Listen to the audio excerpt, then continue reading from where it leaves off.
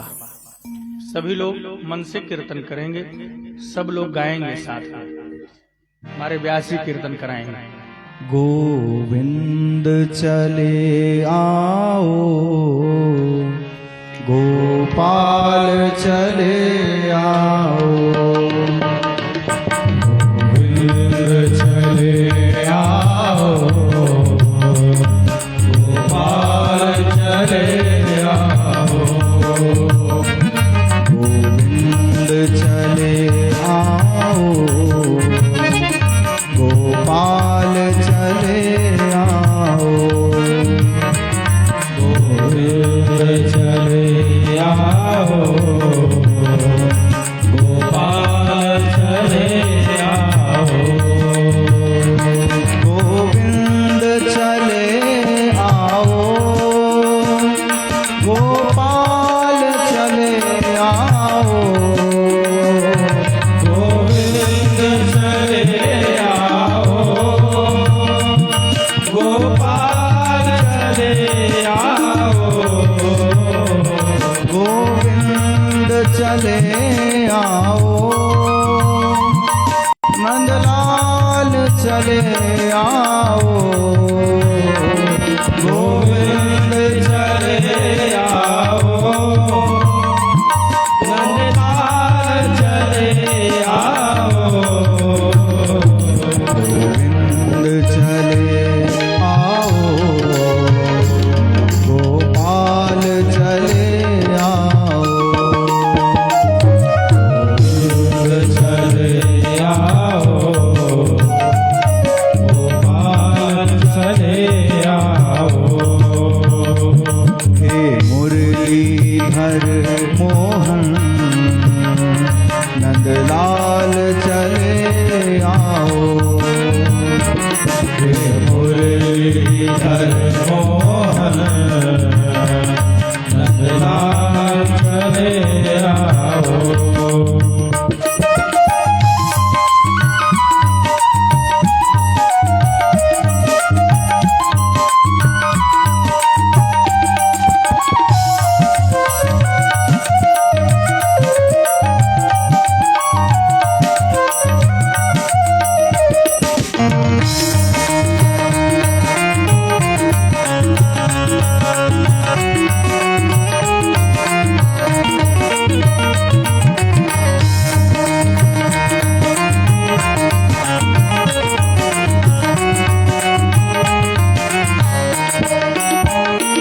गोविंद चले आओ, गोपाल चले आओ, गोविंद चले आओ, गोपाल चले आओ, गोविंद चले आओ, गोपाल चले आओ, गोविंद चले आओ, गोपाल चले आओ, हे मुरलीधर मोहन, हे मुरलीधर मोहन नंदलाल चले आओ, हे मुरलीधर मोहन नंदलाल चले आओ, गोविंद चले आओ, गोपाल चले आओ, गोविंद चले आओ, गोपाल चले आओ, गोविंद चले आओ, गोपाल चले आओ, गोविंद चले आओ, गोपाल चले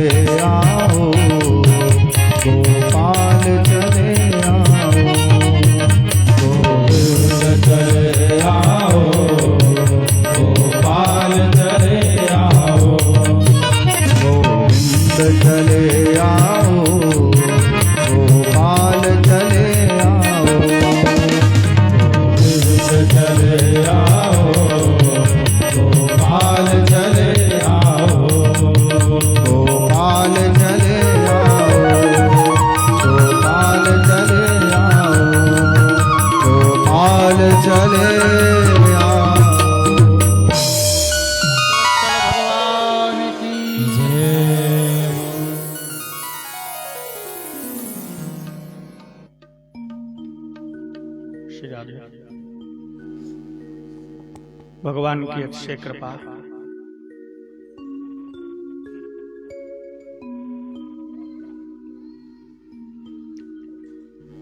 इस आश्रम में कथा का ये आयोजन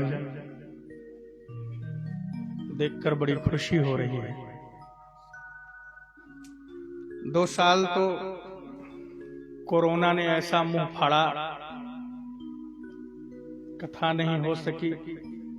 महाराज जी भी बहुत मन से दुखी थे कि कथा नहीं हो पाई। महाराज जी ने तो खैर कहा कि मन में संकल्प था कि 5 कथाएं हो जाएं, नहीं हो पाएगी तो क्या करेंगे। किंतु साधु के संकल्प को भगवान पूरा करता है। आप सबका प्रयास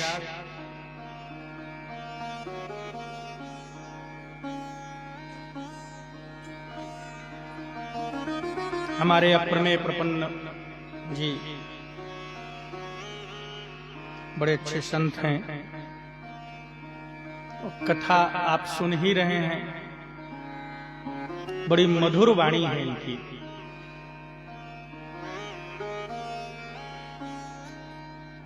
मैं तो इनसे कह रहा था कि कथा करिएगा,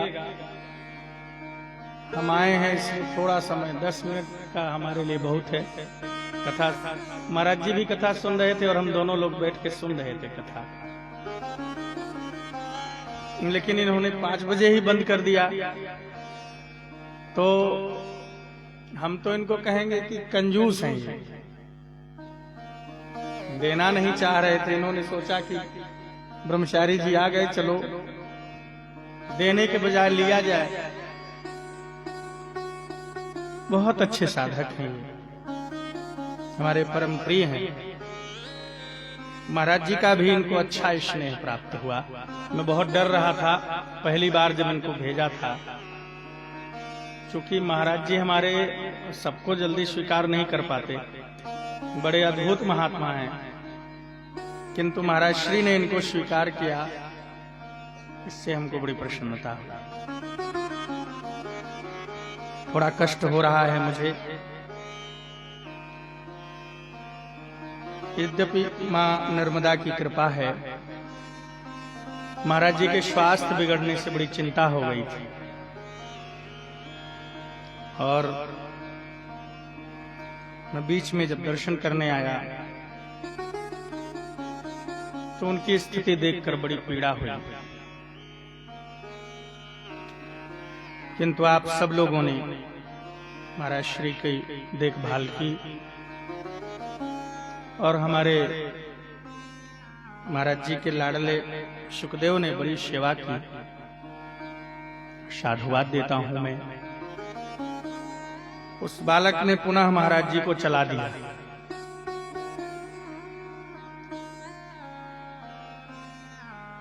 मैं कभी कभी अनुभव करता हूं,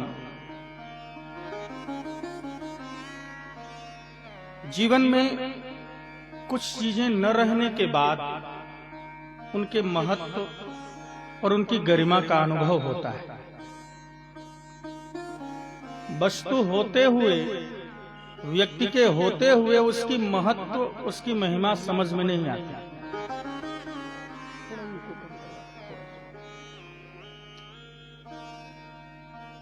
आप देखें, जब राम जी थे, श्री कृष्ण थे,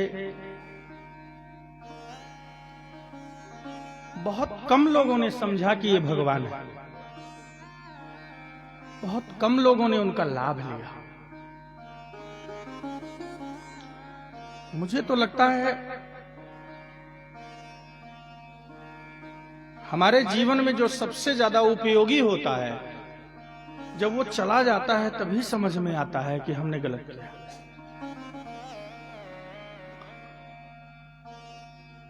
हम लोग तो साधु हैं, सब कुछ छोड़कर गुरुजनों के ही चरणों में जीवन समर्पित किया है। अगर ये नहीं रहेंगे तो फिर हमारा कौन रहेगा? सबके जगत गुरु तो बने बैठे ही हैं हम, हमारा भी तो कोई होना चाहिए। हमको भी तो कोई डांटने वाला होना चाहिए, और जब तक वो होते हैं तब तक उनकी महिमा नहीं समझ में आती, और कभी कभी तो डांट भी बुरी लगती है। तो जब मैं महाराज जी से उस बार मिलने आया तो हमने कहा कि महाराज श्री ऐसे तो पड़े रहना ठीक नहीं है। सब लोग भी यही बात चाह रहे थे।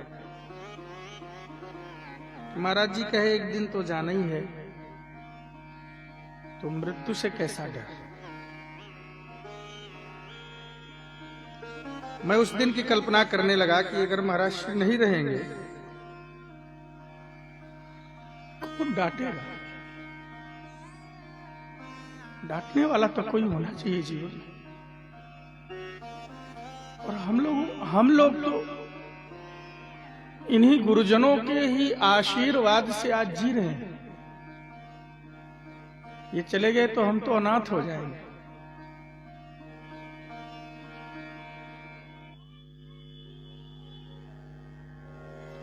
श्रीमद् भागवत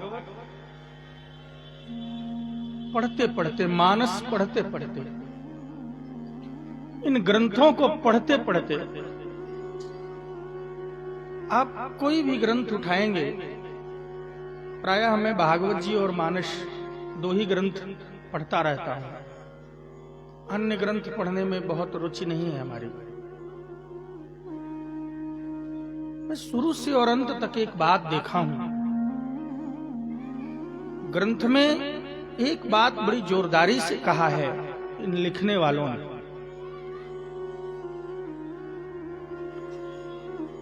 और वो ये बात कही है कि जीवन में कोई गुरु हो, और गुरु के द्वारा दिखाए गए राह पर चल पड़ो। चूंकि राह तुम्हें नहीं पता। आप एक बात सोचो, आप कहीं जा रहे हो, रास्ता नहीं पता है। ये आजकल तो सुविधा हो गई है, गूगल मैप पे आपने जगह का नाम डाला और रास्ता बताना शुरू किया उसे। इस निर्जीव वस्तु पर इतना भरोसा है मुझे कि ये जो राह बता रहा है हम चले जा रहे हैं। चले जाते हैं कि नहीं?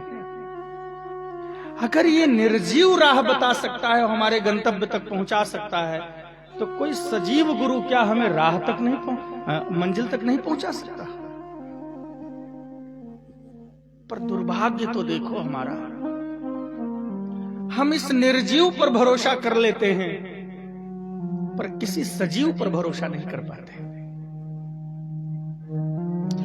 माता पिता चिल्लाते चिल्लाते मर जाते हैं, बच्चे को सदशिक्षा देते देते मर जाते हैं, और बेटा उनके जीवन काल में उनकी बात नहीं सुनने को तैयार है। गुरु सदप्रेरणा देता देता शरीर छोड़ देता है और उसकी बात समझ में नहीं आती। शास्त्र मार्ग देता देता विलुप्त हो जाता है, प्राण चले जाते हैं और शास्त्र की बात समझ में नहीं आती। हमारे मनीषी कितने महापुरुष थे, कितने उदार चरित्र थे वो। हमको शिक्षा दिया भी और लिख के भी चले गए। लिख के भी गए कि हम नहीं रहेंगे तो ये लेख रखा है, इसको पढ़ना, इसको सुनना और अपने जीवन का मार्ग प्रशस्त करते जाना।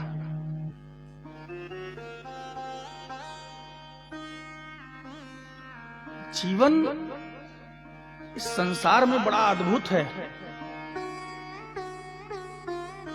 और इसको सही ढंग से जो जी लिया वही बहादुर है, वही वीर है। बहुत बलवान होना वीरता का प्रतीक नहीं है।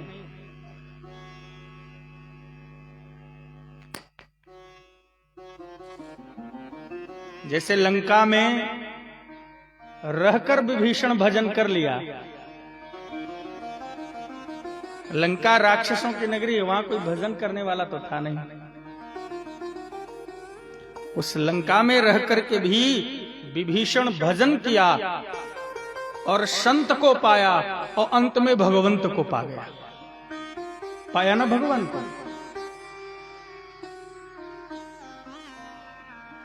आप भी किसी लंका से कम जगह में रह रहे हैं क्या? आप देखो, आस पड़ोस समाज को देखो, आपको लंका वाले मिल जाएंगे यहां।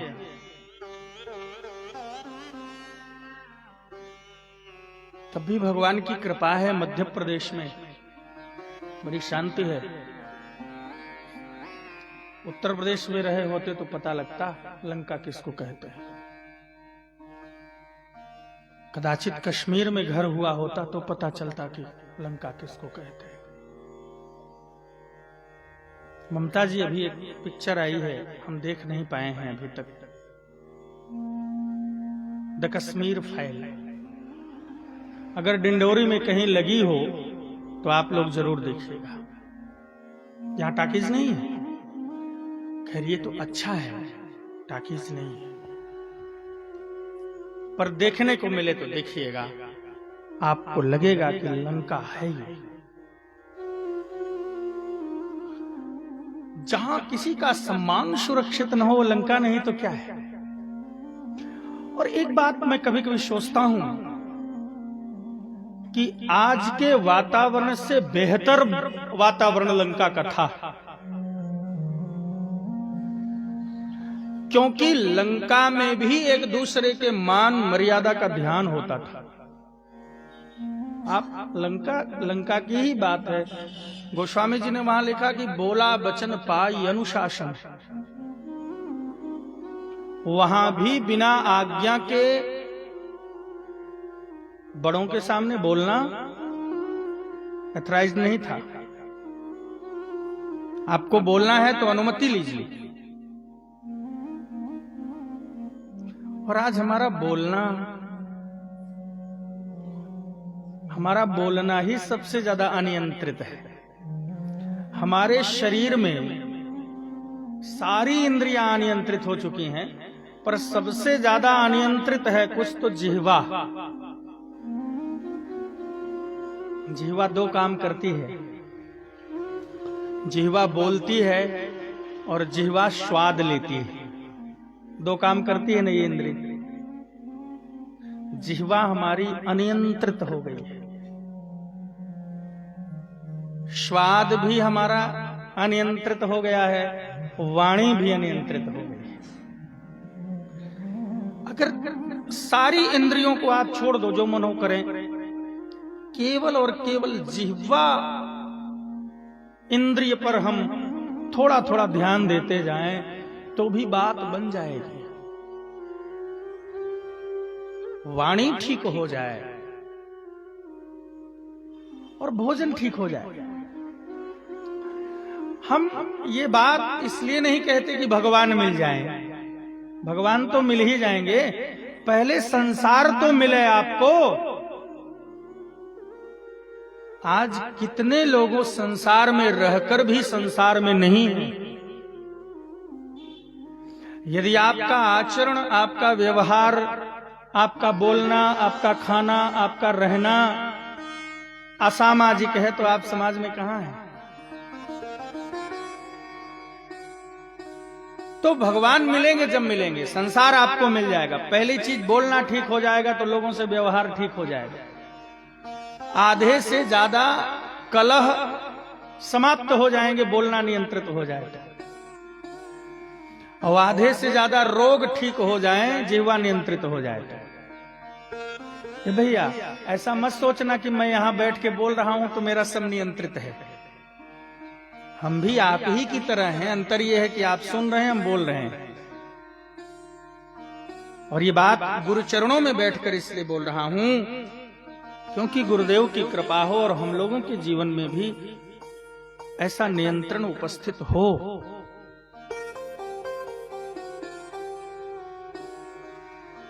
श्रीमद् भागवत आप श्रवण कर रहे हैं, अभी अभी आपने कथा सुनी।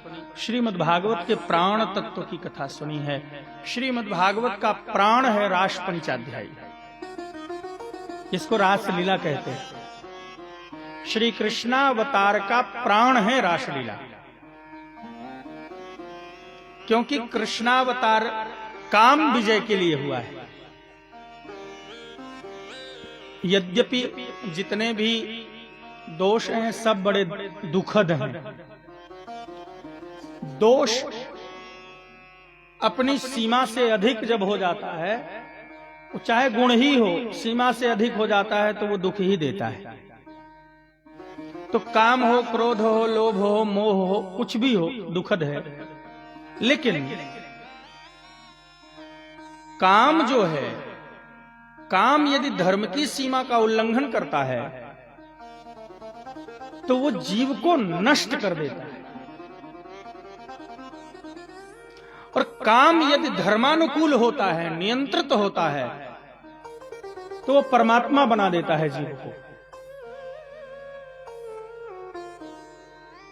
बहुत ध्यान से इस बात को सुनो, पुनः दोहरा रहा हूं मैं।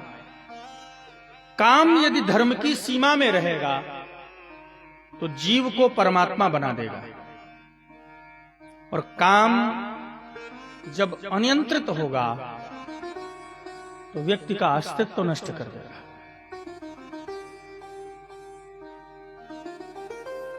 भगवान शिव ने जब ये देखा कि काम धर्म से अनियंत्रित हो रहा है तो काम को जला ही दिया। वही शिव विवाह करते हैं, उन्हीं शिव के लिए गोस्वामी जी ने कहा, करहि विविध विधि भोग विलासा, गणन समेत बसहि कैलाशा। वही शिव भोग कर रहे हैं। जिसने काम को जला दिया वो भोग कर रहा है। ये तो बड़ी अजीब बात कह रहे हो आप। लेकिन नहीं, शिव ने जिस काम का भोग किया है, जिस काम को अंगीकार किया है, वो काम धर्म के द्वारा नियंत्रित है, और जिस काम को जलाया है वो धर्म से अतिक्रमण हो गया था, धर्म का अतिक्रमण किया था उस काम में। और श्री कृष्ण के अवतार का बहुत सारा प्रयोजन है, इसको मैं झुठला नहीं रहा। भगवान के अवतार के हजार अनंत प्रयोजन हैं, किंतु उन प्रयोजनों में ये प्रयोजन सबसे प्रमुख था। कृष्णावतार काम विजय प्रदान करने के लिए हुआ है। काम पर विजय मिले तो श्री कृष्ण ने उसको दिखलाया कैसे काम पर विजय मिलेगा। अभी आप सुन रहे थे, एक तरफ ब्रजांगनाएं हैं और दूसरी तरफ श्री कृष्ण हैं। काम विजय कृष्ण को नहीं करना है, ध्यान रखिएगा। कृष्ण तो सहज रूप से काम विजयी है। कृष्ण परमात्मा है, उनको काम क्या स्पर्श करे। जिससे काम प्रकट हुआ है, काम जिससे निकला है, उसका काम क्या कर लेगा। यहां काम विजय गोपियों का दिखाई दे रहा है।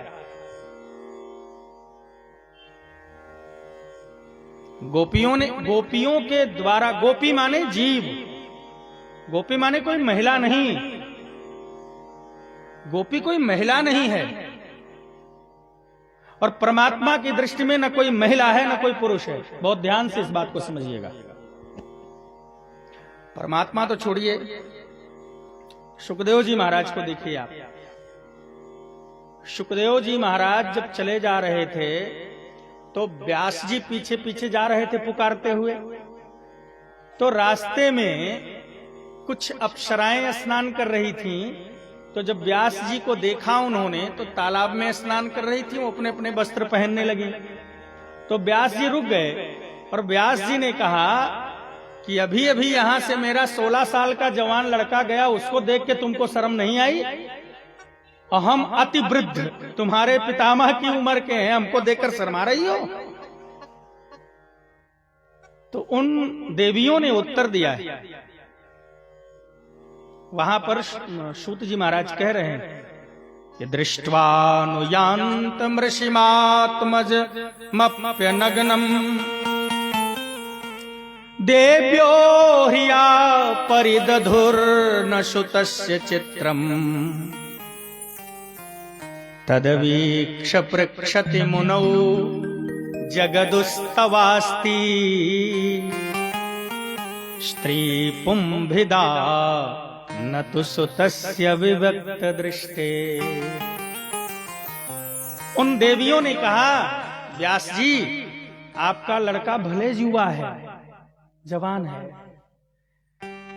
पर वह लड़का पुरुष और नारी में अंतर जानता ही नहीं। और जो व्यक्ति नारी और पुरुष में अंतर नहीं जानता है, उससे कैसा पर्दा? पर्दा तो वहां है जहां जानकारी है, जहां जानकारी नहीं वहां कैसा पर्दा? तो जब शुकदेव जैसे मनीषी स्त्री और पुरुष का भेद मिटा चुके हैं, तो श्री कृष्ण की दृष्टि में स्त्री और पुरुष का भेद हो, ये मैं नहीं मान सकता। उनकी दृष्टि में गोप गोपी सम हैं।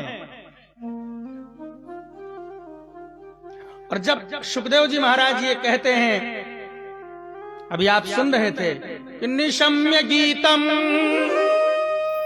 तदनंगवर्धनम ब्रजस्त्रियः कृष्ण गृहीत मानसा। तो वहां स्त्री शब्द का अर्थ, व्यास जी नवीनो यम भावा भवताम दीयते मया, स्त्री का, स्त्री शब्द का अर्थ, स्त्री शब्द आया है ना वहां, ब्रजस्त्रियः कृष्ण गृहीत मानसा। वहां स्त्री शब्द का अर्थ स्त्री नहीं है जिस अर्थ में हम देखते हैं, वहां स्त्री शब्द का अर्थ महिला नहीं है, क्योंकि श्री कृष्ण की वेणु से प्रकट जो माधुरी है, वो माधुरी केवल महिला भर सुनेगी। पुरुष सब बहरे हो गए थे क्या? वृंदावन में न कोई स्त्री है न कोई पुरुष है, वहां तो कृष्ण गृहीत मानसा, श्री कृष्ण में जिनकी बुद्धि लग गई है, ऐसे लोग हैं वहां। जिनकी बुद्धि श्री कृष्ण में लग गई है, वही स्त्री शब्द से यहां विवक्षित है। और इस व्याख्या से उस रास में गोपियों के साथ गोप भी आए, क्योंकि वहां गोप गोपी का कोई भेद नहीं। ऐसा कहते हैं कि उस रास में भगवान शिव भी आए और उनसे कहा कि आप पुरुष वेश में नहीं प्रवेश कर सकते हैं, आपको स्त्री वेश धारण करना पड़ेगा। ऐसी कथाएं आती हैं, मैं इन बातों पर विश्वास नहीं करता। भगवान शिव उस रास के अधिकारी थे, तब तो वहां गए। उनसे ये कहा गया होगा कि पुरुष बन के अंदर नहीं जा सकते हो। तात्पर्य क्या है? पुरुष ज्ञान का प्रतीक है, स्त्री भक्ति का प्रतीक है। प्रतीकात्मक अर्थ है यहां।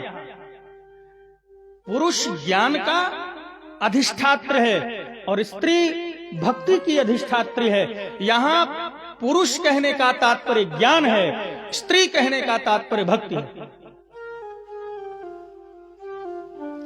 और इसका परिणाम भी आप देखिएगा, ज्ञानी को परमात्मा का दर्शन नहीं होता, क्योंकि ज्ञान में परमात्मा सगुण रूप में नहीं होता। ज्ञान की दृष्टि से परमात्मा निर्गुण निराकार होता है, इसलिए ज्ञानी को भगवान का अनुभव होता है और भक्त को भगवान का दर्शन होता है, क्योंकि भक्त निर्गुण की पूजा नहीं करता, भक्त सगुण की पूजा करता है। आप देखें, महाराज मनु ने और शतरूपा ने, दोनों ने यह वरदान मांगा था कि प्रभु आप मुझे पुत्र रूप में मिलें। मांगा था ना? और जब भगवान श्री राम अयोध्या आए तो चतुर्भुज रूप केवल कौशल्या को ही क्यों दिखाया भैया? दशरथ जी ने वो रूप नहीं देखा। गोस्वामी जी वहां संकेत किए हैं, महाराज दशरथ जी को भगवान के अवतरण की सूचना मिली, तो वहां गोस्वामी जी ने शब्द क्या लिखा कि परमानंद पूरी मन राजा, परमानंद पूरी मन राजा, परमानंद पूरी मन राजा, परमानंद पूरी मन राजा। कहा बुलाई बजा बहु बाजा, कहा बुलाई बजा बहु बाजा। वहां दर्शन की बात गोस्वामी जी ने नहीं कहा। परमानंद में पूरित हो गया राजा, अर्थात परमात्मा आया, इसका अनुभव हो गया दशरथ जी को, दर्शन नहीं हुआ, क्योंकि पुरुष ज्ञान का प्रतीक है। ए भैया, वरदान तो उनको भी मिला था कि हम आएंगे, दोनों को मिला था, पर दर्शन क्यों नहीं हुआ? क्योंकि वो पुरुष हैं, वो ज्ञान के प्रतिनिधित्व कर रहे हैं, और ज्ञान के प्रतिनिधि को सगुण रूप कैसे मिलेगा? वो मनबई नहीं करेगा। हम अद्वैत वेदांत के अध्येता हैं, अद्वैत वेदांत हमारे आचार्यों ने हमको दिया है, हम क्यों मानेंगे कि परमात्मा का रूप है? हमारे आचार्यों ने तो कहा कि है वो सब में, सब रूपों में है वो। लेकिन किसी भक्त से कहो कि उसका रूप नहीं तो थोड़ी मानेगा वो तो कहेगा कि हमारे ठाकुर जी सांवले सांवले हैं, सुंदर सुंदर हैं, तो ये मानेगा। मैं मूल बात ये बता रहा हूं आपको कि पुरुष शब्द का वाच्यार्थ है ज्ञान, क्षमा करिएगा, वाच्यार्थ नहीं, व्यंग्यार्थ। पुरुष शब्द का व्यंग्यार्थ है ज्ञान, और स्त्री शब्द का व्यंग्यार्थ है भक्ति। ये हमारे काव्य शास्त्र में वाच्यार्थ, लक्ष्यार्थ और व्यंग्यार्थ तीन तरह के अर्थ होते हैं। किसी भी शब्द के कम से कम तीन अर्थ हो सकते हैं। एक तो वाच्यार्थ, वाच्यार्थ माने सीधा सीधा, एक लक्ष्यार्थ और दूसरा व्यंग्यार्थ। तो व्यंग्यार्थ ये होता है कि कहता कुछ और है व्यक्ति, अर्थ उसका कुछ और होता है। बहुधा आप अपने व्यवहार में भी ऐसे शब्द बोलते हैं। लक्ष्यार्थ का तात्पर्य होता है कि काम किसी और से करवाना है, कह किसी से और रहे हैं आप, कहना किसी और से हो रहा है। जिसे गुरुदेव से मान लीजिए कोई काम कहना है, तो गुरु से काम कहा जाता है क्या? नहीं नहीं। तो पास में खड़े हुए शिष्य से आदमी कहता है कि भैया ऐसा कर लिया जाए क्या, तो गुरु समझ जाता है कि मुझसे पूछ रहा है। श्री उड़िया बाबा जी महाराज थे, हमारे पूज्य गुरुदेव के गुरुदेव जो थे, जो महाराज जी यहाँ विराजमान हैं, इनके गुरुदेव जगत गुरु शंकराचार्य स्वामी शांतानंद सरस्वती जी महाराज, उनके गुरुदेव श्री पूर्णानंद तीर्थ जी महाराज, श्री उड़िया बाबा जी महाराज, उनके सानिध्य में श्री हरि बाबा जी रहते थे। बड़े अच्छे संत थे हरि बाबा जी महाराज। हरि बाबा जी महाराज ने अपने जीवन में कभी पृथ्वी को छोड़कर ऊपर निहारा ही नहीं। साधक की दो दृष्टि होती है, खेचरी अथवा भूचरी, आकाश को देखे या नीचे देखे। तो हरि बाबा जी महाराज भूचरी दृष्टि में रहते थे, कभी ऊपर नहीं निहारते थे। और श्री उड़िया बाबा जी महाराज की बिना आज्ञा के कोई काम नहीं करते थे, लेकिन कभी उनसे बात नहीं किया उन्होंने। कोई आज्ञा लेनी होती थी तो उनके नजदीक जो सेवक रहता था तो उसको सुना के ऐसे बोलते थे कि ऐसा कर लिया जाए क्या, तो बाबा बोलते थे हाँ ऐसा हो जाए। इसको लक्ष्यार्थ कहते हैं, मैं ये समझा रहा हूं आपको बस। अच्छा, इसकी जरूरत थी तब ना ये आचार्यों ने वाच्यार्थ, लक्ष्यार्थ, व्यंग्यार्थ बनाया। यहां जो ब्रजस्त्रिय कृष्ण गृहीत मानसा कहा है, वो ये कहना चाहते हैं सुखदेव जी कि भगवान श्री कृष्ण के उस रास का आनंद वो ले सका जिसके बुद्धि में भक्ति का प्रवेश हो चुका है। अभक्त रास का अधिकारी नहीं है।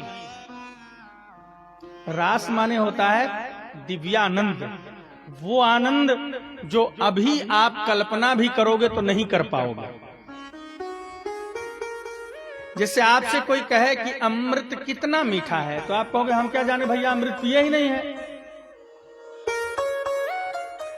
अच्छा, जो पिया है अगर वो भी बताना चाहे तो वो आपको नहीं समझा सकता, क्योंकि अमृत कोई शरबत तो है नहीं कि बता दे कि शरबत से भी ज्यादा मीठा होता है। शरबत का स्वाद, शरबत की मधुरिमा अमृत के मधुरिमा से अनंत अनंत गुना तुच्छ है। तो वो शरबत उस स्वाद को बतला सकता है क्या?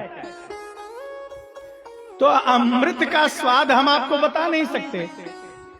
वैसे ही उस आनंद का आनंद हम कैसे बता पाएंगे? वो तो वहां जाकर ही समझ में आ सकता है, और वो तब मिलेगा जब चित्त में, बुद्धि में भक्ति का समावेश हो जाएगा।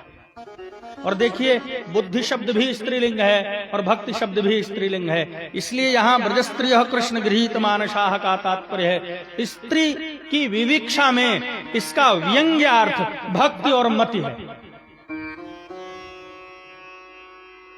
ऐसी मति रति जब बनेगी तो काम विजय होगा, लेकिन ऐसे सीधा काम विजय नहीं होगा। जब ऐसी मति बनेगी तो चिंतन ठीक हो जाएगा। देखो, जीवन का आनंद लेना है तो चिंतन करें। हमारे जीवन का आनंद क्यों चला गया? क्योंकि हम चिंतन शब्द से न को हटा दिए, न शब्द हट गया, बचा क्या? चिंता। चिंता को हमने स्वीकार कर लिया है, चिंतन का त्याग कर दिया है। और चिंतन, चिंता में धरती आसमान का अंतर है। चिंतन छूट जाएगा तो चिंता बचेगी, और चिंता जिसके जीवन में होगी वो कभी आनंद में नहीं आ सकता, वो सुखी ही नहीं रह सकता। आनंद तो बड़ी चीज है। और चिंता तब हटेगी जब उसमें न लगा दो। अच्छा देखो, न शब्द जो है निषेधात्मक है। न है, न माने निषेध। न शब्द नकारात्मकता के लिए आता है। जैसे आपसे किसी ने कहा कि भोजन करेंगे, आपने कहा न शब्द अपने आप में परिपूर्ण है। न माने नहीं, निषेधात्मक अर्थ को प्रकट करता है न। अब ये निषेधात्मक क्या है? हमारे उपनिषद में परमात्मा को जानने का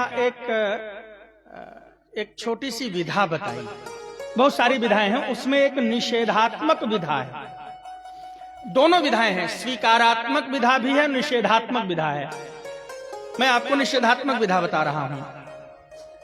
निषेधात्मक विधा का तात्पर्य है धीरे धीरे सबको न करते जाइए।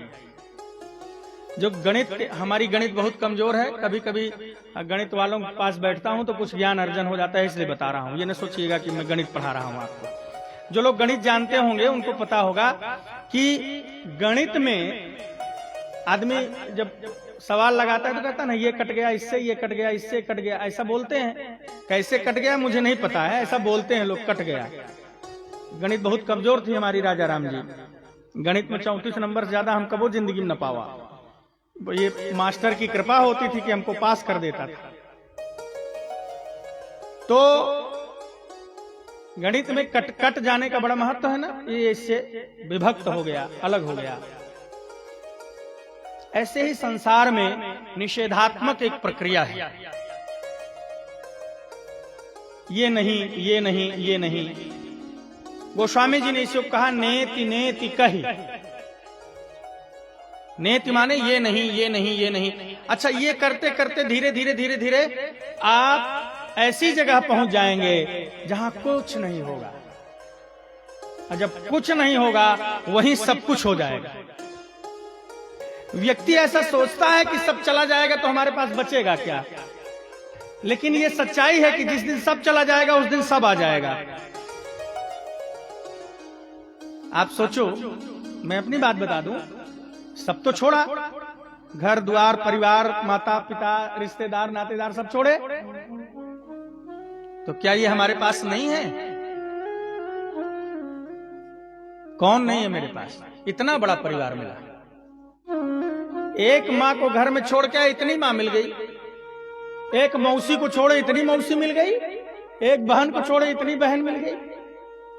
जहां आपको लगता है कि सब छूट जाएगा, सब छूटने के बाद आप कल्पना करेंगे, वहां देखेंगे कि वहां आपको सब मिल जाएगा। 2 4 5 6 कमरे का घर छोड़ेंगे आप, ममता जी, गृहस्थी में कितना बड़ा घर बनता है। 10 कमरे का घर बनाने में पूरी जिंदगी की कमाई लग जाती है। कोई आदमी हमसे कह रहा था जिसके पास ज्यादा पैसा हो उसको सलाह दे दो कि घर बनवा लो, तो जितना पैसा धरे सब चुक जाएगा। अब ये सत्य है कि नहीं, क्योंकि हम तो बनवाए नहीं अभी तक, तो हमको नहीं पता।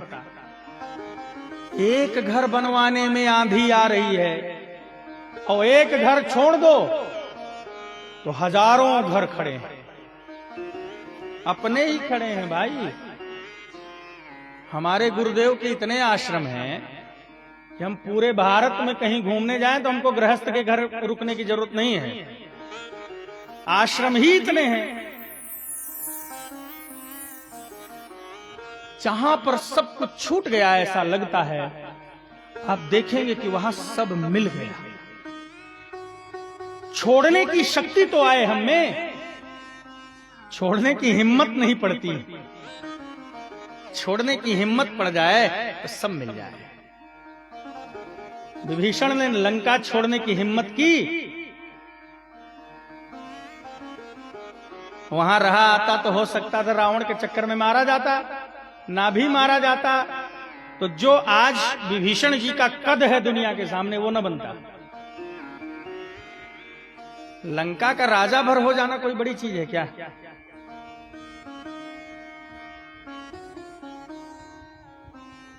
चिरजीवी बनकर लंका का राज्य देख रहे हैं। सब छूटा तो सब मिला। ये निषेधात्मक स्थिति है उपनिषद की, और वो तब संभव है चिंतन जब ठीक होगा। आप देखिए, ये जो गोपियां हैं इन्होंने कुछ नहीं किया। आप कोई हमको दिखावे कि भागवत में लिखा है या कहीं लिखा है कि गोपी माला लेके 1 घंटा जप करती थी। श्री उज्ज्वल नीलमणि में एक बड़ी हंसी की बात मिली मुझे। एक गोपी यमुना जी के किनारे जाकर के ध्यान लगाकर बैठी थी, तो नारद जी गए और पूछा कि क्या बात है, आज बड़ा ध्यान लगा रही हो। उस गोपी ने कहा कि मैं ध्यान में इसलिए बैठी हूं कि मैं सोचती हूं कृष्ण किसी तरह हमारे चित्त से निकल जाए, कृष्ण को मैं भूल जाऊं, इसलिए ध्यान लगा के बैठी हूं। अंतर समझिएगा अपने में और उसमें। हम ध्यान लगाते हैं कि शायद 1 सेकंड श्री कृष्ण चित्त में आ जाए, अब वो ध्यान लगाए है कि भैया ये निकल जाए। है ना अंतर? चिंतन का परिणाम है। उसके चिंतन में सतत प्रवाहमान है श्री कृष्ण। हमारे चिंतन में इतनी समस्याएं चल रही हैं कि वो चिंतन चिंता का रूप ले लिया, और जबकि उससे कोई समाधान निकलने वाला नहीं। समाधान तो चिंतन से ही होगा। जीवन में यदि प्रसन्नता लाना है, खुशहाली लाना है, धन वैभव समृद्धि लाना है, तो चिंता से नहीं आएगा। चिंता से जो मिला है वो भी चला जाएगा। चिंतन की जरूरत है, और यही बात भागवतकार ने अपने प्रत्येक घटनाक्रम में कहा। अक्रूर जी महाराज को कंस ने कहा कि जाओ श्री कृष्ण को लेके आओ।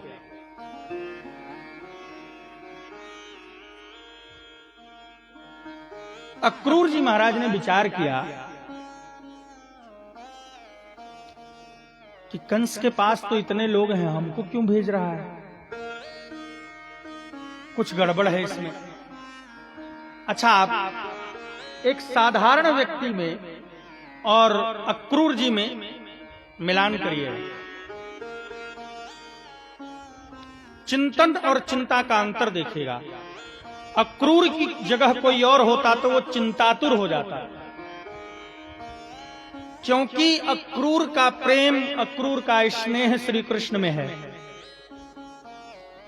कंस दुष्ट है, अक्रूर से कहा जाओ उनको बुला कर लाओ। आप ऐसे समझो, डाकू जानते हो, डकैत। आपको कोई डकैत मिले और आपसे कहे जाओ फला आदमी को, जो आपके मित्र हैं, बहुत घनिष्ठ मित्र हों, और डकैत आपको पकड़ लिया, मान लीजिए नर्मदा जी किनारे, कहा उनके घर जाओ, उनको बुला के लाओ, हमको मारना है उनको। आप जानते हैं कि अगर बुला के न लाए तो डकैतवा हमको मारेगा, बुला के लाएंगे तो मित्र को मारेगा। तो दोनों स्थिति में आप चिंतित होंगे कि नहीं होंगे? यही स्थिति तो अक्रूर के सामने है। कंस सामान्य डाकू था क्या? उस समय का नंबर 1 का डॉन था। ये जो आजकल वाले डॉन है, उसके सामने कुछ नहीं थे। बड़े बड़े डॉनों को बंदी बनाया था वो। और अक्रूर को बुलाया, कहा जाओ कृष्ण को लेके आओ, मारना है। अक्रूर को चिंतित होना चाहिए। अब देखिएगा, अगर चिंतित हो जाते अक्रूर तो समस्या का समाधान न मिलता। अक्रूर ने चिंतन किया, चिंता नहीं की। अक्रूर चिंतन किए। चिंतन क्या किए कि जो होगा सो होगा, वो तो बाद की बात है।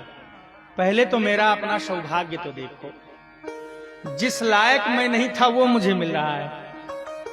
जिन श्री कृष्ण के दर्शनों के लिए बड़े बड़े लोग लालायित हैं,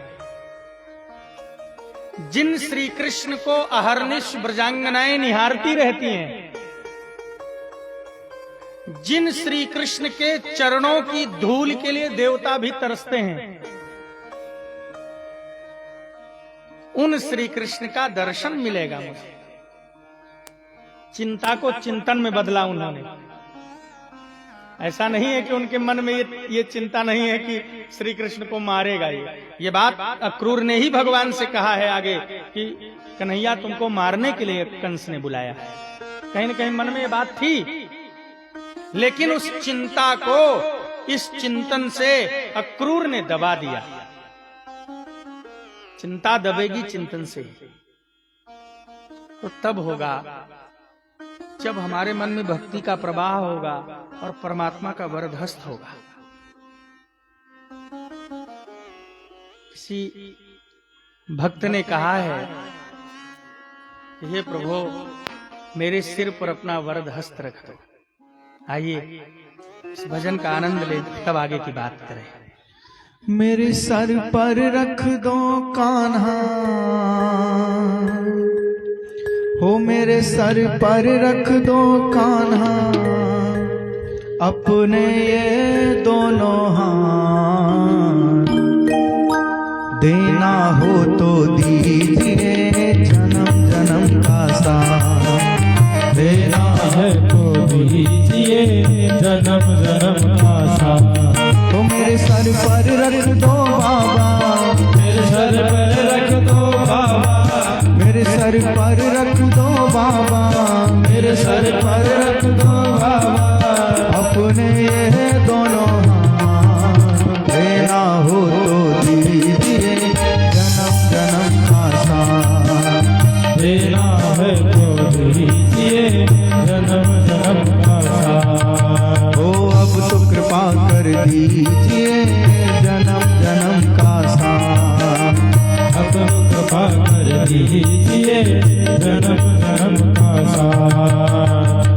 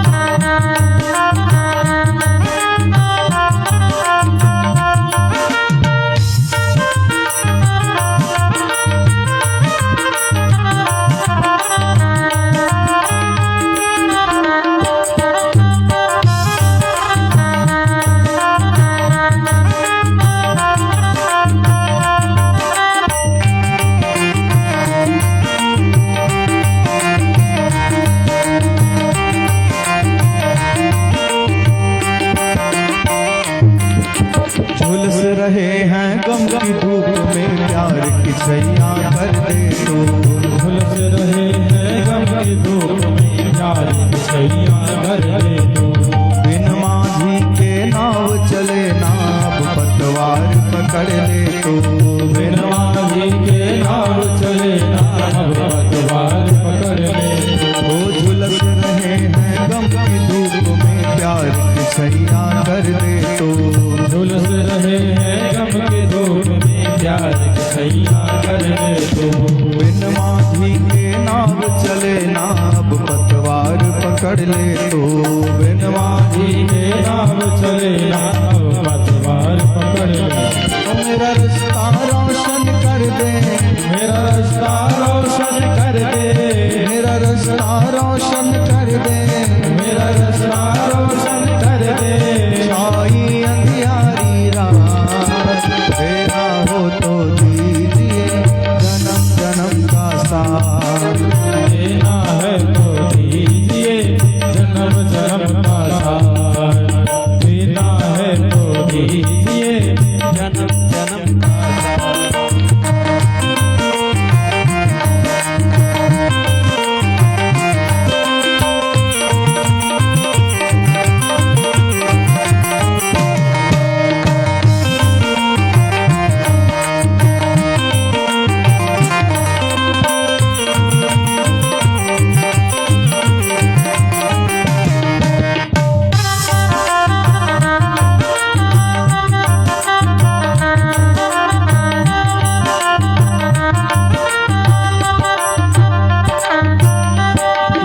जन्म में सेवा देकर बहुत बड़ा एहसान किया। इसी जन्म में सेवा देकर बहुत बड़ा एहसान किया। इसी जन्म में सेवा देकर बहुत बड़ा एहसान किया। इसी जन्म में सेवा देकर बहुत बड़ा एहसान किया। तुम ही कृपा करते हो मोहन, हमने तुम्हें पहचान लिया। तुम ही कृपा करते हो, मैंने तुम्हें पहचान लिया। रहे साथ जन्म जन्मों तक, रहे साथ जन्म जन्मों तक, रहे साथ जन्म जन्मों तक, रहे साथ जन्म जन्मों तक। बस इतनी रख लो बात, देना हो तो दीजिए जन्म जन्म का साथ। देना है तो दीजिए जन्म जन्म का साथ। वो मेरे सर पर रख दो गाना, मेरे सर पर रख दो गाना, मेरे सर पर रख दो बाबा, मेरे सर पर रख दो बाबा। अपने ये दोनों हाथ, देना हो तो दीजिए जन्म जन्म का साथ। देना हो तो दीजिए जन्म जन्म का साथ।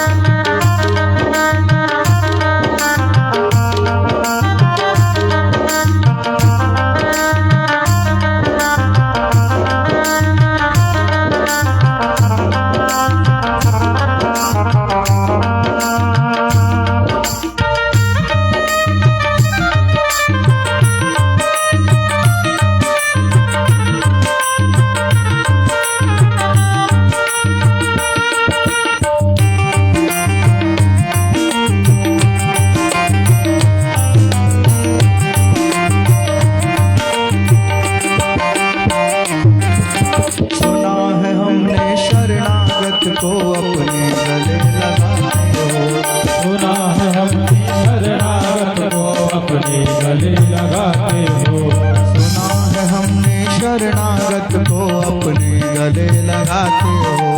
सुना है हमने शरणागत को अपने गले लगाते हो। ऐसा हमने क्या मांगा जो देने में घबराते हो।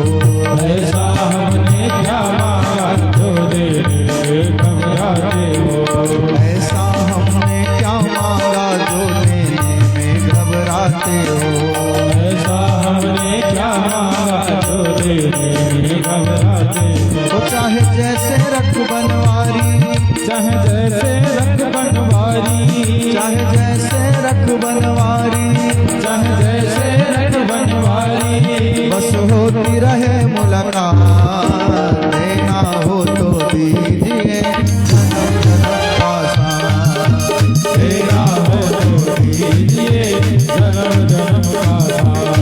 वो मेरे सर पर रख दो कान्हा, मेरे सर पे रख दो कान्हा, मेरे सर पे रख दो बाबा, मेरे सर पे रख दो बाबा, अपने ये दोनों हाथ, देना हो तो दीजिए जन्म जन्म का साथ, तेरा हो तो दीजिए जन्म जन्म का साथ। अब तो कृपा कर दीजिए जन्म जन्म का साथ, अब तो कृपा कर दीजिए जन्म जन्म का साथ, जन्म जन्म का साथ। जन्म जन्म का साथ। बोलिए भक्तवत्सल भगवान जय। अब देखिए अक्रूर जी महाराज यहाँ एक बात और सिखा रहे हैं। ये चिंतन जीवन में कैसे आएगा? अक्रूर जी यहाँ एक बड़ी अच्छी बात कह रहे हैं। अक्रूर जी कहते हैं, मयिवं ममाधमस्यापि स्याद्देवाच्युत दर्शनम।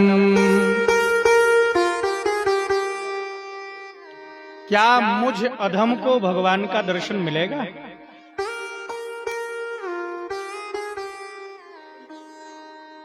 अक्रूर जी को लग रहा है कि मैं दर्शन का अधिकारी नहीं हूं, मैं अधम हूं।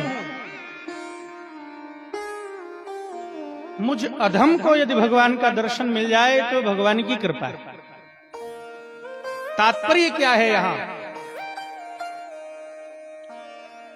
आप अपने जीवन से संपूर्ण अभिमान का विनाश कर दें और उसकी कृपा का अनुभव करने लगे।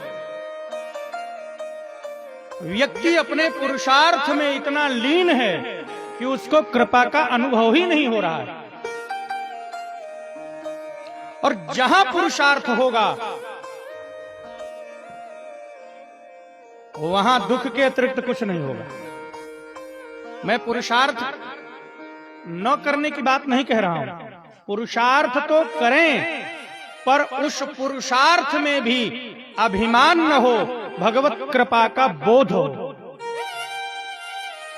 कर हम ही रहे हैं, ये सत्य है, लेकिन मन में ये हो कि मैं नहीं कर रहा, कोई और करा रहा। और ये निरभिमानिता जीवन में जिस दिन आ जाएगी, उस दिन चिंतन होने लगेगा। हमको तो अहंकार खाए ले रहा है। किसी को धन का अभिमान, मैं बड़ा धनी हूं। किसी को रूप का अभिमान, मैं बड़ा सुंदर हूं। किसी को ज्ञान का अभिमान कि मैं बड़ा ज्ञानी हूं। किसी को तपस्या का अभिमान कि मैं बड़ा तपस्वी हूं। और तो और सेवा का भी अभिमान हो जाता है कि मैं बड़ा सेवक हूं। और ये सारे अभिमान आपको चिंतन से दूर करते हैं, चिंता की ओर ले जाते हैं। बहुत सारी बातें अक्रूर के जीवन से समझ आती हैं। अक्रूर आए, भगवान को वृंदावन में मिले, वहां से ले आए मथुरा। कुवलया पीड़ हाथी का उद्धार करवाया।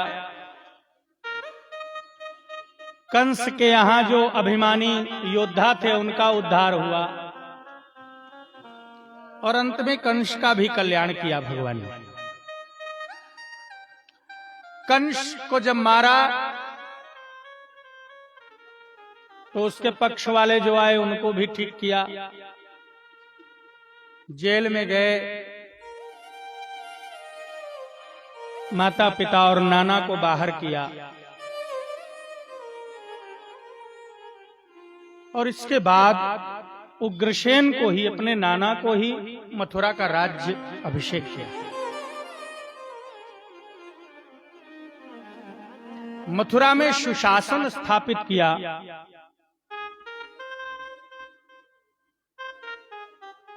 जरासंध का आक्रमण हुआ मथुरा पर। 17 बार भगवान ने उससे रक्षा की। 18वीं बार कालयवन आया तो मथुरा भगवान को छोड़ना पड़ा। द्वारिका नाम की नगरी बसाई और संपूर्ण मथुरा वासियों को द्वारिका वासी बनाया। यहां श्री बलराम जी का विवाह रेवती से हुआ और भगवान का विवाह देवी रुक्मिणी से हुआ। रुक्मिणी राजा भीष्मक की पुत्री हैं और उन्होंने भगवान का सुयश सुना था तो भगवान को पत्र भेजा। भगवान ने उसको स्वीकार करते हुए रुक्मिणी का हरण किया और हरण करके द्वारिका ले आए और द्वारिका में ब्राह्म विधि से, वैदिक विधि से विवाह संपन्न कराया।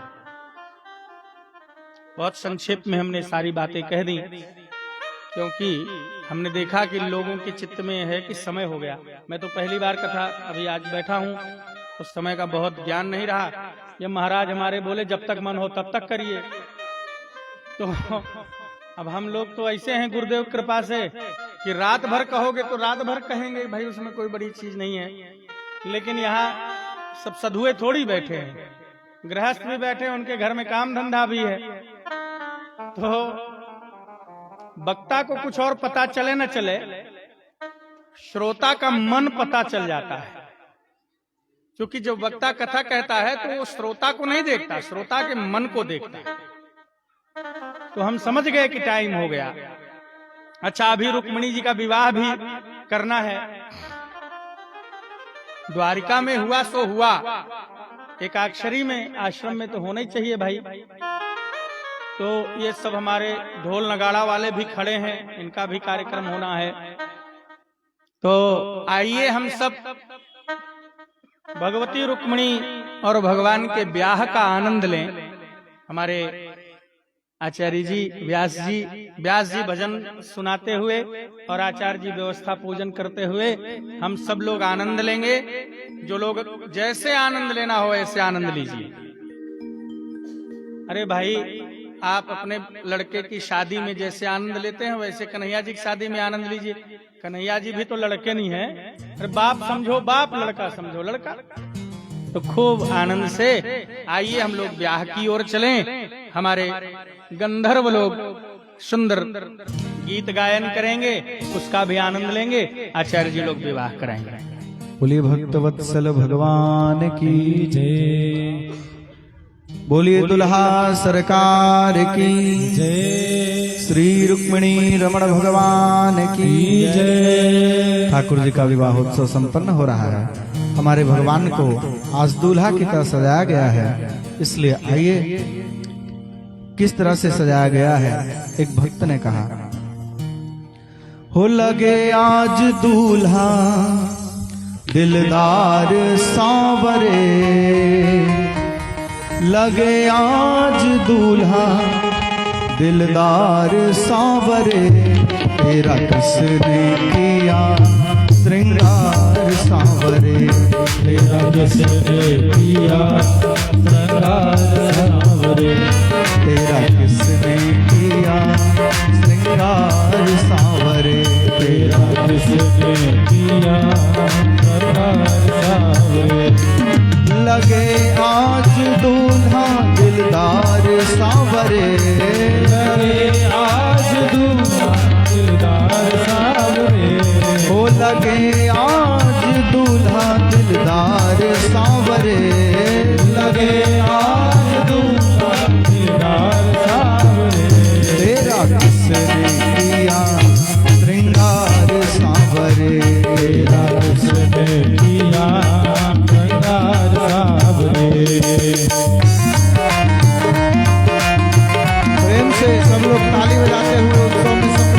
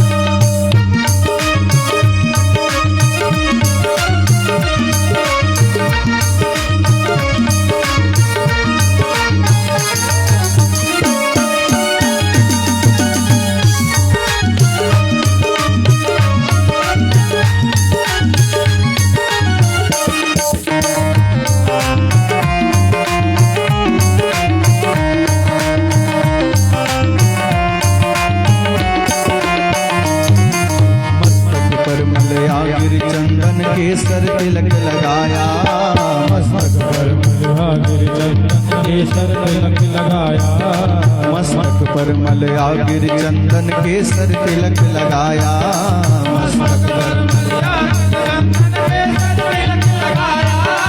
मोर मुकुट कानों में कुंडल इत्र बहुत छलकाया मोर मस्तक पर मलया गिर चंदन केसर तिलक लगाया मस्तक पर मलया गिर चंदन केसर तिलक लगाया मोर मुकुट कानों में कुंडल इत्र बहुत छलकाया मोर मुकुट कानों में कुंडल इत्र बहुत छलकाया महकता रहे दरबार सांवरे महकता रहे दिलदार सांवरे महकता रहे दरबार सांवरे महकता रहे दिलदार सांवरे तेरा किसने किया श्रृंगार सांवरे तेरा किसने किया श्रृंगार सांवरे तेरा किसने किया श्रृंगार सांवरे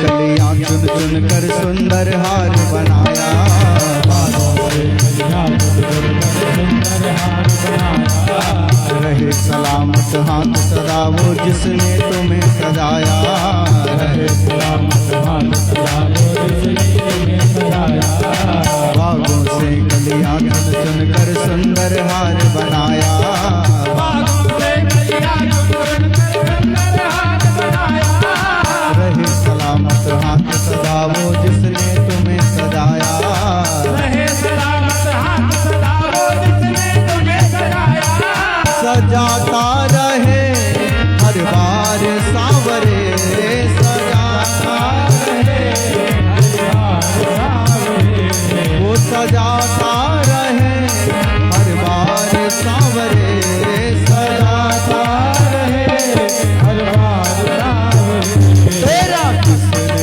किया श्रृंगार सांवरे तेरा किसने किया श्रृंगार सांवरे तेरा किसने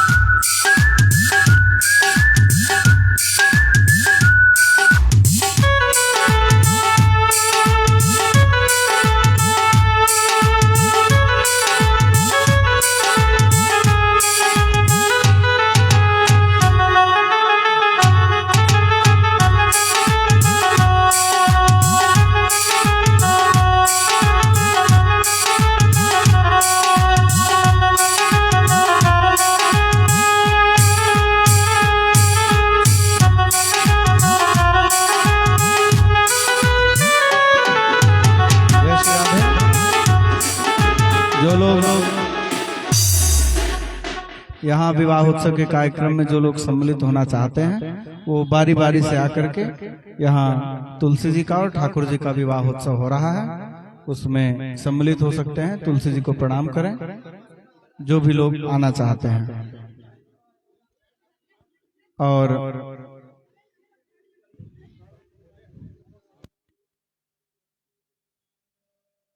शेष लोग अपने स्थान पर बैठे रहेंगे, क्रम से आएंगे और क्रम से जाएंगे और उत्सव का भी आनंद लेते रहिए। जय श्री राधे।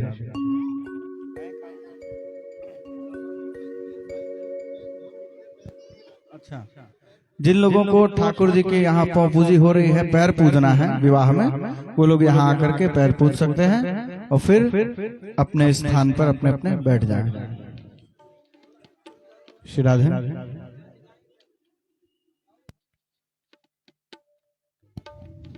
श्री राधे। आप सब लोग उत्सव का आनंद लें। श्री कृष्ण रुक्मिणी जी का, श्री कृष्ण रुक्मिणी जी का शुभ विवाह है, अजी वाह वाह है, अजी वाह वाह है, अजी वाह वाह है, अजी वाह वाह है। श्री कृष्ण रुक्मिणी जी का शुभ विवाह है, श्री कृष्ण रुक्मिणी जी का शुभ विवाह है, अजी वाह वाह है, अजी वाह वाह है, अजी वाह वाह है, अजी वाह वाह है।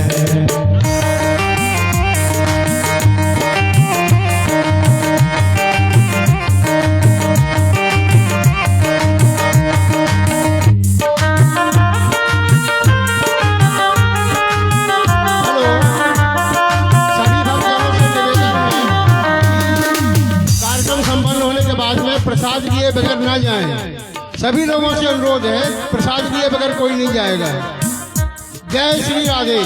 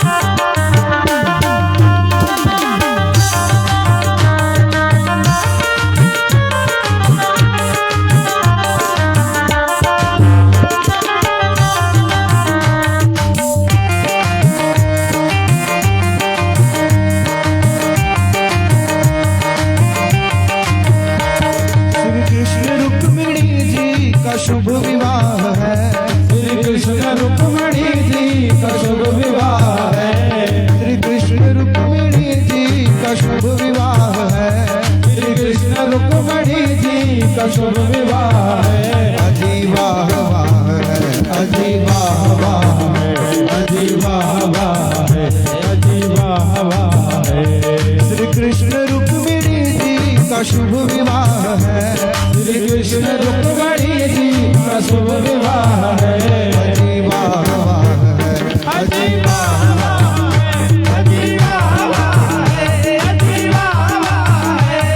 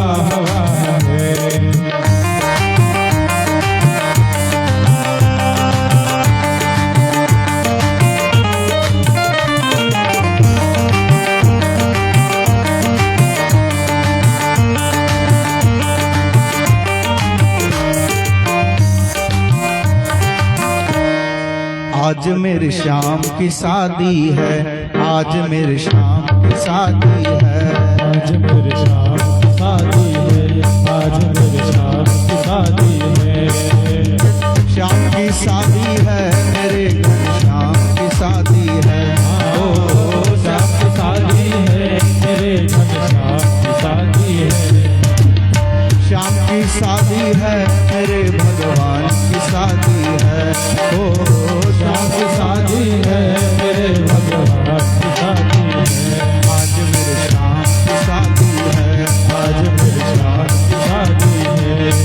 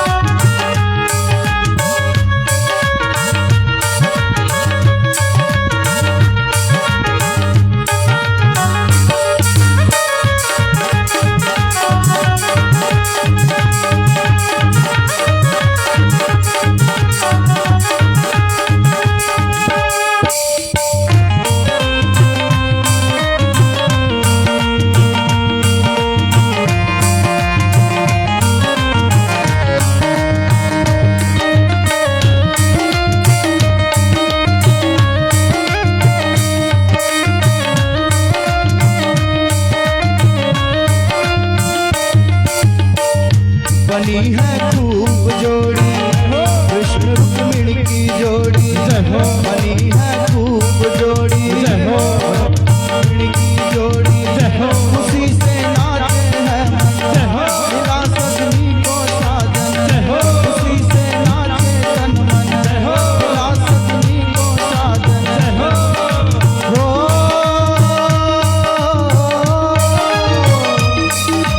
आज मुझे लगता है कि ब्रह्मांड की शादी है, आज मेरे श्याम की शादी है।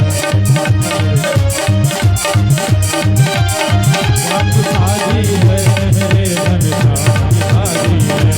ओ श्याम की शादी है, मेरे घन श्याम की शादी है। आज मेरे श्याम की शादी है, आज मेरे श्याम की शादी है।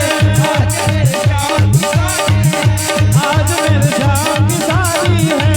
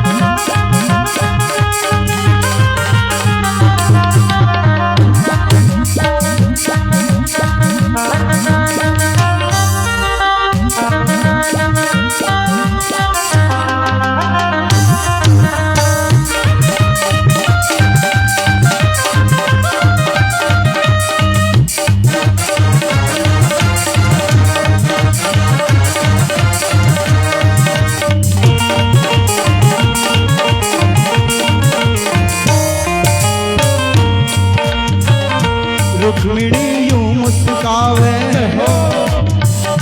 मुझे कान्हा मिल जावे। रुक्मिणी यूं मुस्कावे, मुझे कान्हा मिल जावे।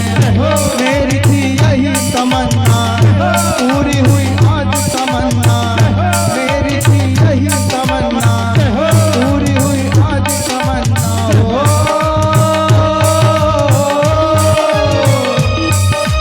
आज मुझे लगता है कि ब्रह्मांड की शादी है, आज मेरे श्याम की शादी है।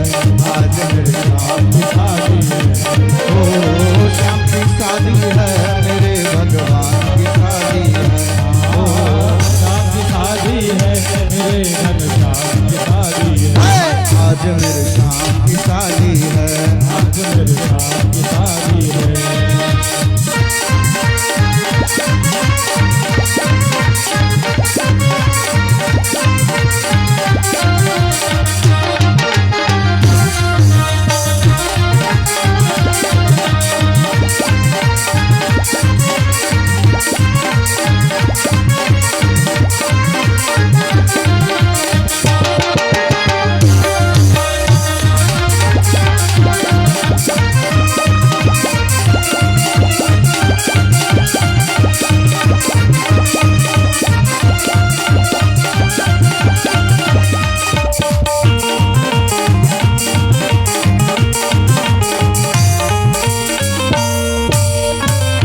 जगत के पालन करता बने रुक्मिणी के भरता। जगत के पालन करता बने रुक्मिणी के भरता। गोपी के गोपियों के चित चोर दूल्हा बने माखन चोर। ओ मधुमंगल और श्री दामा ने धूम मचाई है। आज मेरे श्याम की शादी है। आज मेरे श्याम की शादी है। आज मेरे श्याम की शादी है। ओ श्याम की शादी है मेरे भगवान की शादी है। ओ श्याम की शादी है मेरे भगवान की शादी है। ओ श्याम की शादी है मेरे भगवान की शादी है। ओ श्याम की शादी है मेरे भगवान की शादी है। आज मेरे श्याम की शादी है। आज मेरे श्याम की शादी है। आज मेरे श्याम की शादी है। आज मेरे श्याम की शादी है।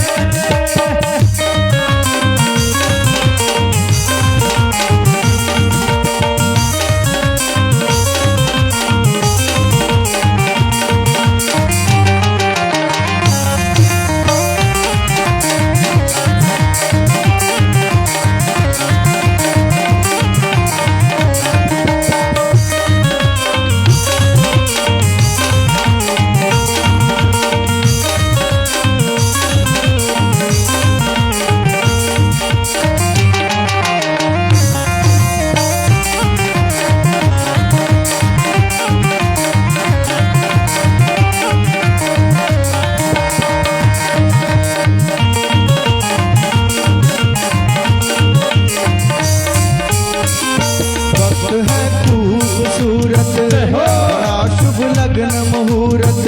वक्त है खूबसूरत बड़ा शुभ लग्न मुहूर्त। देखो क्या खूब सजी है दूल्हे की भोली सूरत। देखो क्या खूब सजी है दूल्हे की भोली सूरत। हो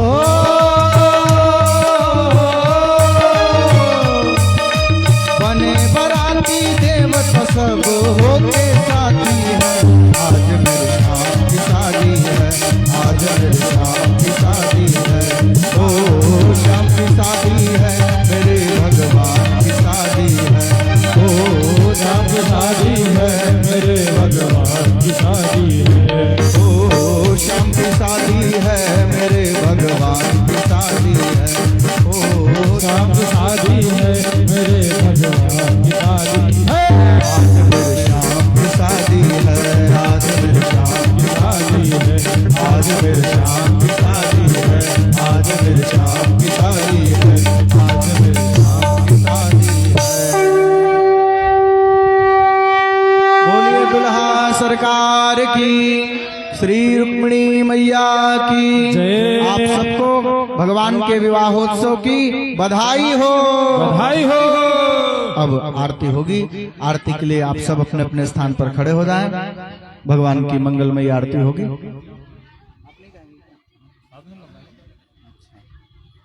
और ये कथा फेसबुक पर लाइव प्रसारित है। आप फेसबुक पेज को लाइक करके इस कथा को बाद में भी सुन सकते हैं और यूट्यूब पे चैनल सर्च करके उस पर भी सुन सकते हैं कथा। YouTube पर श्री अप्रमेय प्रपन्नाचार्य जी महाराज के नाम से आप सर्च करके इस कथा का लाभ ले सकते हैं। और सब्सक्राइब जरूर करें। सब्सक्राइब करें, बेल आइकन दबाएं, कमेंट करें, शेयर करें। राधे राधे। हरि ओम माय तद्गुंहविः प्रजननं मे अस्तु दशवीरगुं सर्वगुं स्वस्ति प्रजा शनि पशु शनि लोक भय शनि प्रजा बहुलां मे करोत्वन्नं पयोरेतो अस्माशु दत्त। चंद्रमा मनसो जात चक्षुः सूर्यो अजायत श्रोत्राद् वायुस्य प्राणस्य मुखादग्निरजायत। ओम अग्निर्देवता वातो देवता सूर्यो देवता चंद्रमा देवता वसव देवता द्वितीया देवता मरुतो देवता विश्वे देवा देवता बृहस्पतिर्देवतेन्द्रो देवता। आरती कुंज बिहारी की श्री गिरधर कृष्ण मुरारी की। आरती कुंज बिहारी की श्री गिरधर कृष्ण मुरारी की। आरती कुंज बिहारी की श्री गिरधर कृष्ण मुरारी की। आरती कुंज बिहारी की श्री गिरधर कृष्ण मुरारी की। गले में वैजंती माला, गले में वैजंती माला, बजावे मुरली मधुर बाला, बजावे मुरली मधुर बाला। श्रवण में कुंडल झलकाला, श्रवण में कुंडल झलकाला। नंद के आनंद, नंद के आनंद, मोहन मोहन ब्रज चंद, राधिका रमण बिहारी की।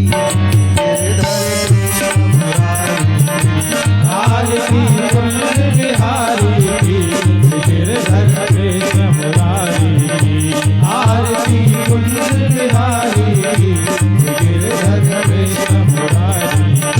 गगन सम अंग कार्तिकाली, गगन सम अंग कार्तिकाली।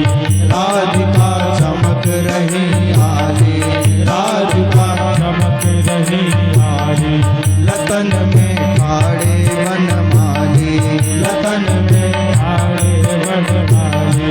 भ्रमर सी अलग कस्तूरी तिलक, चंद्र सी झलक, ललित छवि श्यामा प्यारी की। श्री गिरधर कृष्ण मुरारी की। आरती कुंज बिहारी की गिरधर कृष्ण मुरारी की। आरती कुंज बिहारी की गिरधर कृष्ण मुरारी की।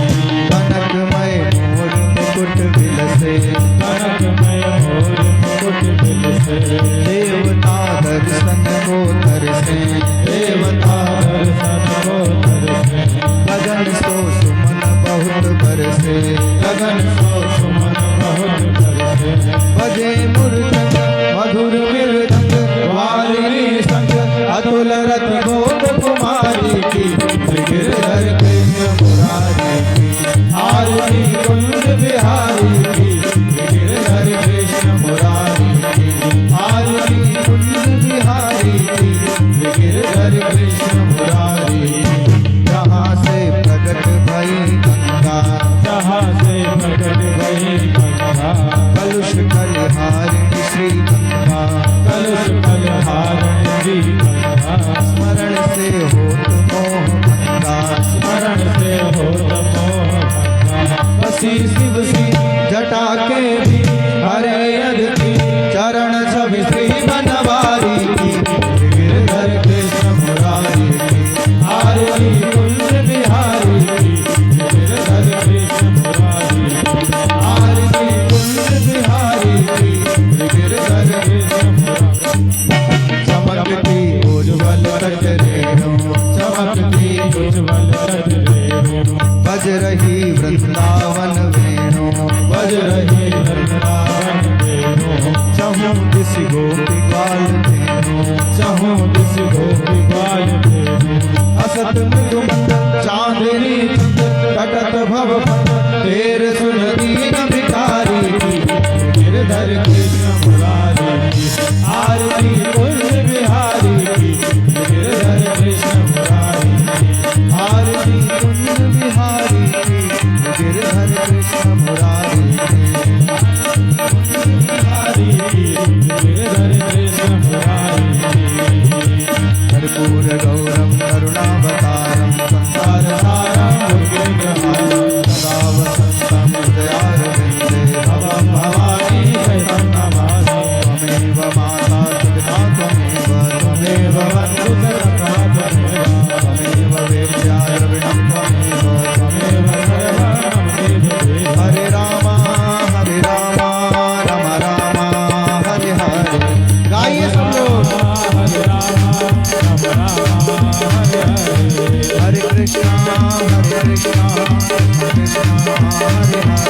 Hare Krishna, Hare Krishna, Krishna Krishna, Hare Hare.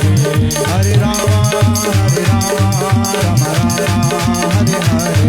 Hare Rama, Rama Rama, Hare Hare.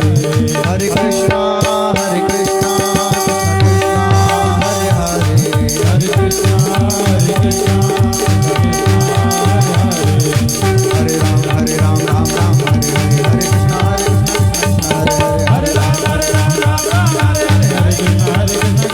Hare Hare. Hare Ram, Ram Ram, Hare Hare. Hare Krishna, Krishna Hare Hare. Hare Ram, Ram Ram, Hare Hare. Hare Krishna, Krishna Hare Hare.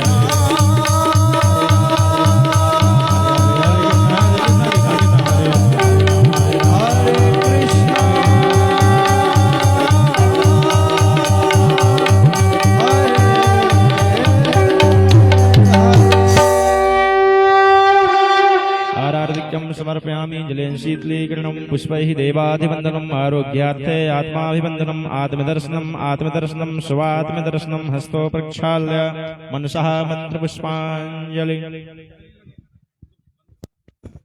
हरिः ओम् यज्ञेन यज्ञमयजन्त देवास्तानि धर्माणि प्रथमान्यासन्ते हनाकं महिमानः सचन्त्र यत्र पूर्वे साध्याः सन्ति देवाः सेवन्ति कावकुलचम्पकपाटलाब्जैर्पुन्नागजातगर्भैर्रसालपुष्पै बिलवप्रवाल तुलसीदलमञ्जरेभिस्त्वां पूजयामि जगदीश्वर मे प्रसीद नानासुगन्धपुष्पाणि यथा कालोद्भवानि च पुष्पाञ्जलिर्मया तत्त ग्रहण परमेश्वर संसर्वात्मं मनसा मंत्र पुष्पाञ्जलि समर्पयामि श्री पुराण पुरुषोत्तमाय नमः।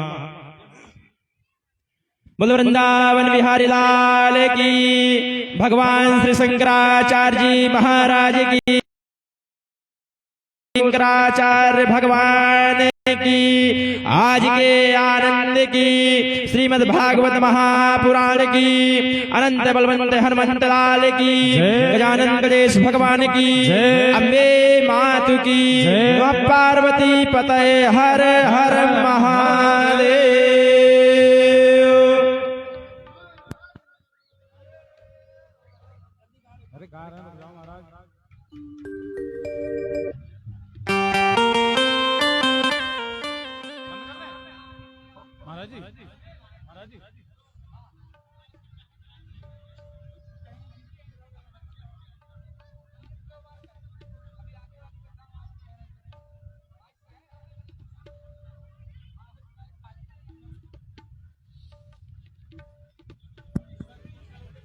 सभी भक्तों से निवेदन है कि आरती और प्रसाद को लेकर के ही अपने गंतव्य को प्रस्थान करें। जय श्री राधे, जय श्री श्याम।